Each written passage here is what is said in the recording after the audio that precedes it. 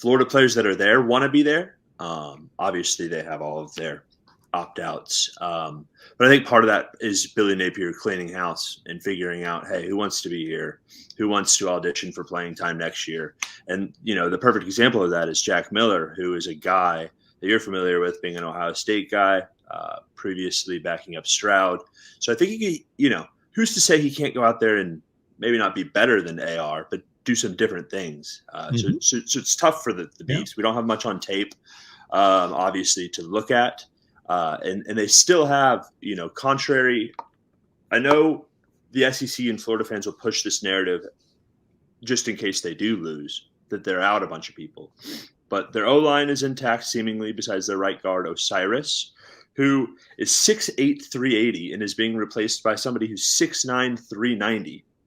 So not much of a drop-off when it comes to talent in Florida. Shorter, their top receiver. I'm sorry to interrupt, Connor. I shouldn't interrupt, but I'm just going to do this one time just to set the stage for the rest of your analysis, because I love this, that you have dived into the Florida side of things and you're presenting a full analysis here. I love this. Go right ahead now. Yeah. I actually, funny story real quick. I grew up a Gator fan, but both my parents, my grandparents, 3 out of 4 of them went to Florida.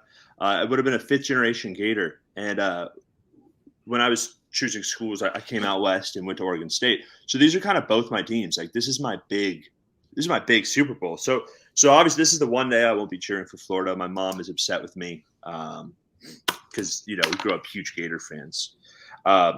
So back to the guys they have out on offense. Their top receiver, Shorter, is out. And their second top receiver, you could argue, is Pearsall. Yeah, Arizona State. Pearsall is there. He's a senior, or maybe junior, but he's an upperclassman. He's a leader on their team. Yeah. It's funny too, because I think I figured out which Florida players are on contract, have the NIL. They wear a pendant, like a jewel, like some bling. And I noticed it with Pearsall, and then I kept noticing different guys that had it, and I was like, oh, that's probably like a NIL type deal thing. So Pearsall, we're familiar with him. He went to Arizona State. We played him last year. We put, I believe, Alex Austin on him the most, who will be our top corner in this game, as Rajon Wright, our hopeful NFL draft pick, will be out. He had surgery on his hand, so in preparation for the draft. His brother was a 3rd-round draft pick last year. I could see him going higher because he has a higher upside. So we'll put Alex Austin on Ricky Pearsall, who last year held him to 52 yards and only 3 catches, which is pretty good. So we need some more of that. But outside of that, I'm worried about our corners on their receivers, missing our top guy. And then also we're going to have to sell out to stop the run. Speaking of the run, they still have their top 2 running backs, Etienne, the little brother of Travis Etienne, who I think is a beast, and I thought was their number 1 guy. And then I look and see Montrell Johnson's stats and his highlights, and he is just as good, if not better. So we'll have our hands full there, and teams that have been successful in us have been able to run the ball because our front 7 is undersized, specifically our front 4. Our linebackers are fine. We have more scheme, so the front 4 just kind of get blocked, do your job, and then the middle linebackers are getting all the tackles. So Spates is going to have a big game. Look for him, middle linebacker for the Beavs. So as far as on their defense, they're not missing too much. Their top guy is out, and then Dexter, their next top guy, is there and playing, but I don't know how much because I don't think he wants to risk injury. They still have a guy on their defensive line who's 415 pounds. That's all I have to do when I point to like DeReal's point about it's just like it is different. It's a different game, and that's why I'm concerned, and that's why I think this is going to be a close game. I'm familiar with Florida, obviously. I'm familiar with Oregon State. We don't have any. We have a 350. He switched from offensive line to defensive line because we needed bodies, and he still doesn't play much. So that's going to be tough. A key guy to watch on our defense is Chatfield, edge rusher. He's actually a Florida transfer. He had a sack in the SEC championship in 2020. He's had an underwhelming year. I thought he would be our top blitzer. I think he's only had a couple of sacks. So hopefully he could do something. But as far as personnel goes, they definitely have the upper hand. They're the 14th composite 247. We're the 60th, or no, 50. We're in the 50s to 60s. We have 60 4-stars, 3-stars, sorry, 8 4-stars, 0 5s. They have like all 4s and 5s, it seems like. So, the narrative is tough because they're 6-6. We're 9-3. We should handle them, and yet I still find myself worried. And the Beavers want to be here. We're out our top tight end still. Missing our top cornerback is going to hurt us. But everybody else that's they want to.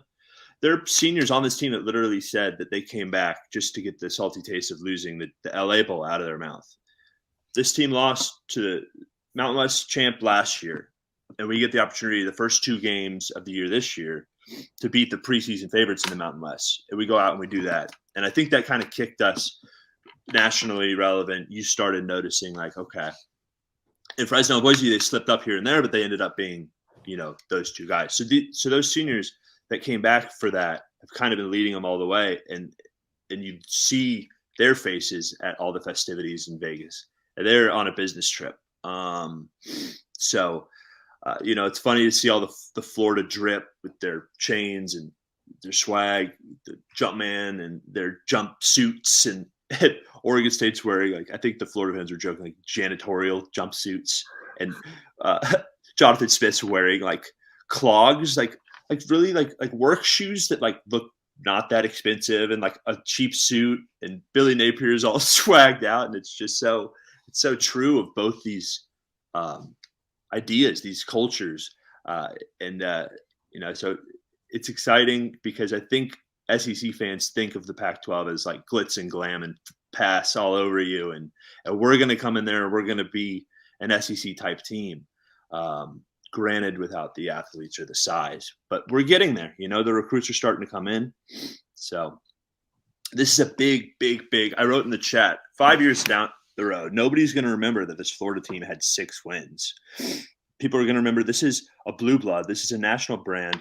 This is, in my opinion, and I'm biased because I was 14 in 2006 when they started all that with Chris Leak and Urban, and that was like the kickoff of SEC dominance. Like Florida was really the first SEC team to, and then since then it's been, to Dareel's point, pretty much all SEC.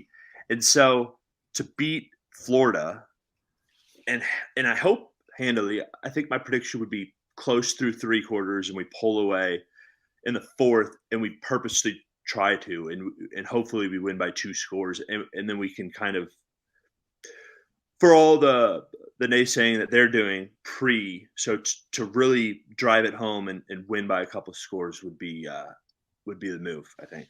There are going to be people out there, regardless of what Oregon State wins by, that are going to discredit the win. But that's not Oregon State's issue.